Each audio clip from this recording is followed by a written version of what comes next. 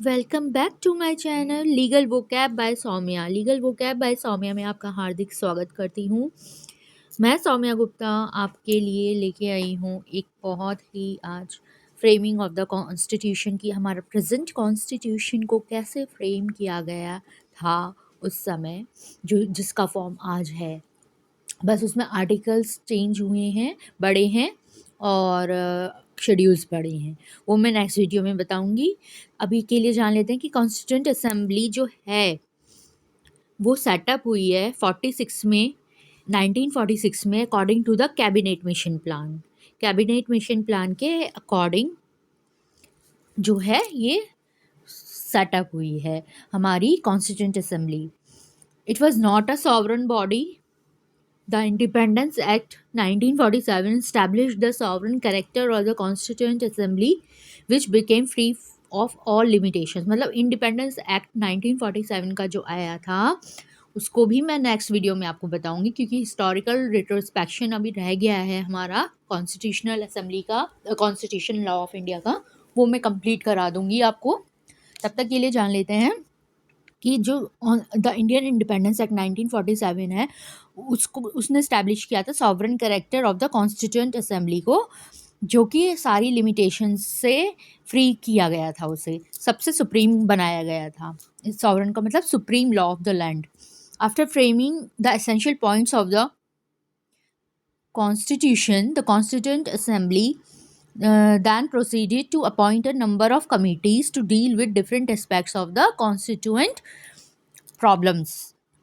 अब जो भी प्रॉब्लम्स आ रही थी इसको भी मैं आपके नेक्स्ट आने वाली वीडियोस में डिस्कस करूंगी कि क्या कॉन्स्टिट्यूशनल प्रॉब्लम्स थी जिनकी वजह से कॉन्स्टिट्यूशन फ्रेम करने में बहुत प्रॉब्लम्स हो रही थी। तो इसलिए कॉन्स्टिट्यूशन असेंबली ने कमिटीज़ को अपॉइंट किया,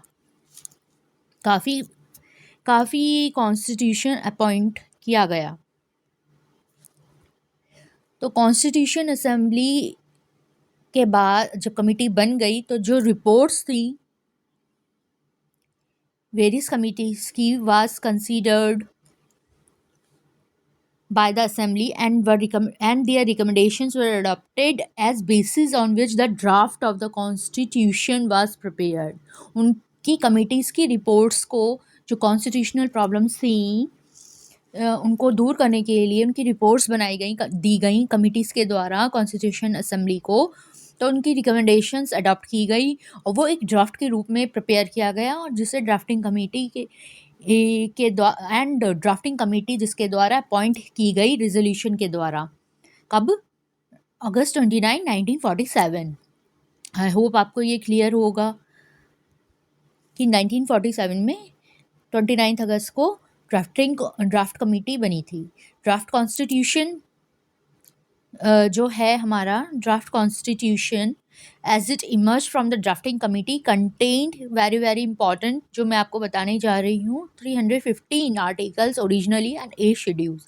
ये क्वेश्चन आपके आता है कि 315 ओरिजिनल कॉन्स्टिट्यूशन फ्रेमिंग में करते हुए कितने आर्टिकल्स थे? 315 एंड 8 शेड्यूल्स थे, जो कि बाद में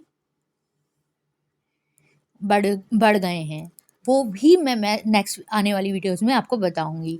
तब तक के लिए जान लीजिए द असेंबली फाइनलाइज्ड तब तक जान लीजिए असेंबली है वो फाइनलाइज्ड की गई कॉन्स्टिट्यूशन को 26 नवंबर 1949। 26 नवंबर 1949 को आप अंडरलाइन कर लीजिए इसको। ये भी आपकी प्री के जुडिशरी में आता क्वेश्चन है कि की फाइनलाइज कब हुआ कॉन्स्टिट्यूशन, जिसे लॉ डे भी कहते हैं, 26 नवंबर 1949। और ये कब इनफोर्स हुआ, फोर्स लागू कब हुआ? 26 जनवरी 1950। तो आई होप ये आपको सब पूरी framing of the present constitution कैसे किया गया है उसका पता चल गया है आपको। प्लीज़ लाइक शेयर सब्सक्राइब करिए। लीगल वोकैब बाय सौम्या को ज़्यादा से ज़्यादा शेयर कीजिए, अपने फ्रेंड्स अपने सर्कल्स में पहुंचाइए ताकि उनको भी लीगल नॉलेज हो सके।